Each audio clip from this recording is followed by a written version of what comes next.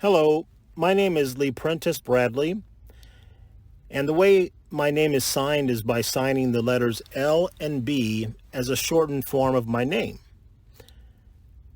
I'm a hearing coda, a child of deaf adults. I'm also an interpreter. I was born and raised in Los Angeles, California to deaf parents. I come from a large deaf family. Most of my aunts and uncles and cousins are deaf. My brother is deaf. My son is hard of hearing. And everyone in my immediate family uses sign language. At the age of 14, my family moved to Yucca Valley, California, part of the high desert area near Joshua Tree, California.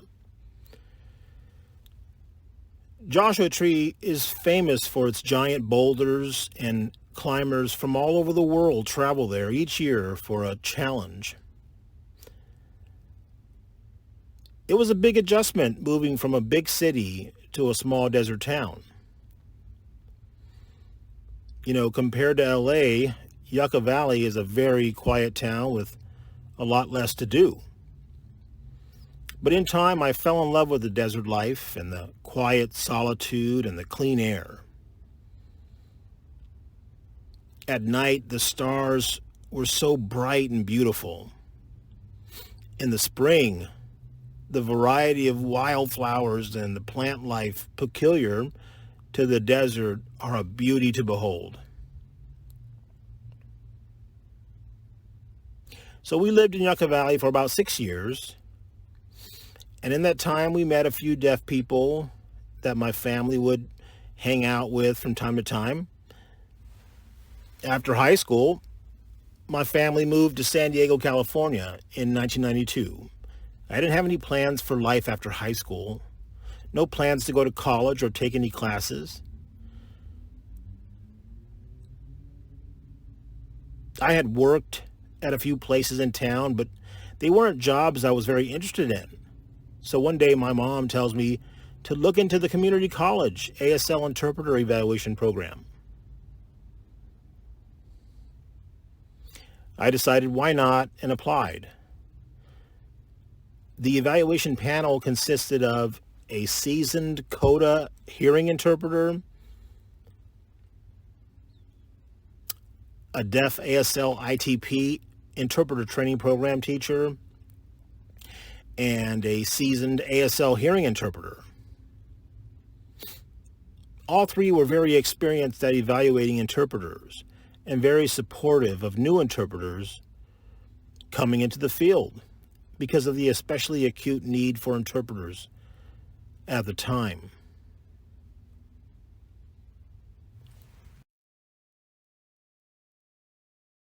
The feedback I received from that evaluation was invaluable to me. At the time, the evaluation was $25. Today, that might be equal to $100. But to me, that evaluation was worth $600, $700, maybe more. I say that because for such a small fee, I received detailed feedback on how I could improve my work. I thought I knew all there was to know about sign language because my whole family used it. But I came to understand that at the grassroots level, some families have signs and accents that are uniquely their own and not particularly useful as a professional sign language interpreter. One example is I got feedback for the sign work, whereas I signed it using both hands in the S shape, turned sideways, the right dominant hand lightly bouncing up and down on the other S-shaped hand in a hammer motion to convey the idea of work. In the feedback I received, I learned that the correct way to sign work is with the dominant hand turned to be perpendicular to the non-dominant hand, using the same hammer motion.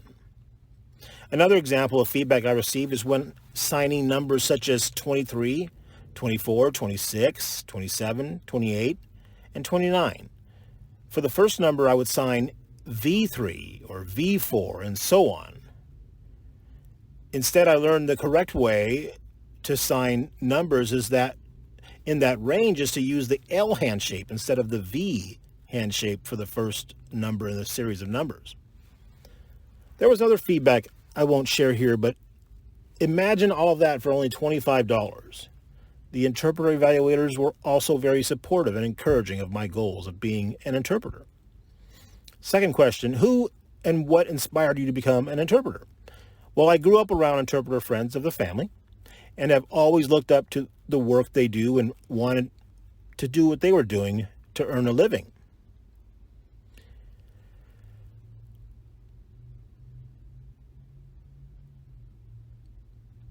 I had always showed an interest and interpreted for my parents growing up, but never knew that it was called interpreting. As I got older, I realized that I was in fact interpreting. So I sort of thought of myself as an interpreter, quote unquote. But in reality, I had always only interpreted for family and friends in limited situations. My mother is also my inspiration. I'm very thankful for her positivity and constant encouragement at a time when I was unsure of what I wanted to do. So I'm thankful to the interpreters I grew up around and my mother for her strong support. Third question, what was your first official interpreting experience? I remember when I first got my certificate, interpreter certificate. It's not a national certification, but a certificate from the community college. I got a level 2B out of 3, right out the gate. So I felt like this was validation or license as a full-fledged community interpreter. So I began letting local agencies know that I was ready for work and available to interpret jobs that needed coverage. I remember a job came in for a theatrical play. I quickly accepted the job, and in a few days I went there. I went to where the rehearsals were being held and quickly realized I was in over my head. I had bit off more than I could chew. I had assumed that I'd be interpreting for one person and that it'd be easy work. Instead, it was much more involved than I could have imagined. I simply wasn't prepared or qualified for this job, and I knew it. So I waited for a good time to pull the director aside to let him know that I shouldn't have accepted the job, that I wasn't qualified, and that I was sorry that I had to back out.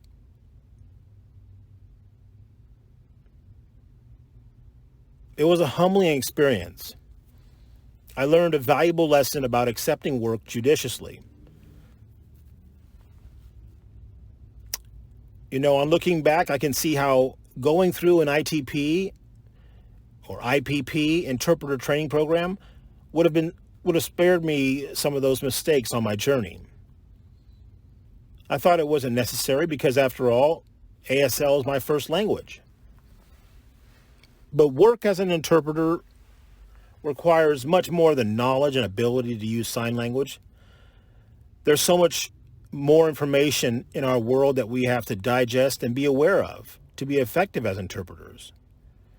There's collaboration, networking, sharing, preparation, professionalism, and the business side of our work, to name a few. And at the time, I was young and I didn't know any better. I thought only about how much money I could make. I realized how much I didn't know and that I had to take interpreting seriously. So I sought the help of interpreter friends of the family and applied myself to reading and studying with the goal of national certification. So I've enjoyed my career as an interpreter, serving, learning, facilitating, communication, and advocating. My current job is very rewarding because I can directly provide support for the deaf community. In my role, I outreach and train and educate teams on resources available for deaf associates.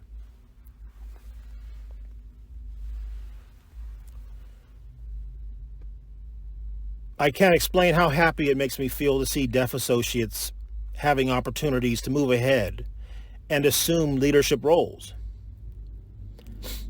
If you've ever wondered about the sign language interpreting field or about sign language in general or the deaf community, I strongly encourage you to look further. I've had a very rich journey during my interpreting career. There's so much you learn, share, and see. Interpreters, by the very nature of our work, experience and see things that you could have never imagined and that most people don't ever experience, really. It is a unique field which requires strong professionalism, accountability, and a strict adherence to confidentiality.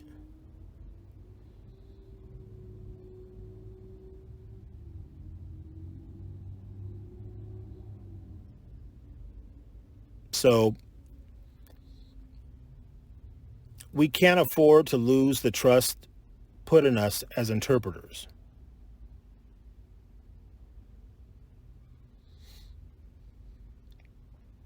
Thank you for spotlighting me and letting me tell you a little about myself.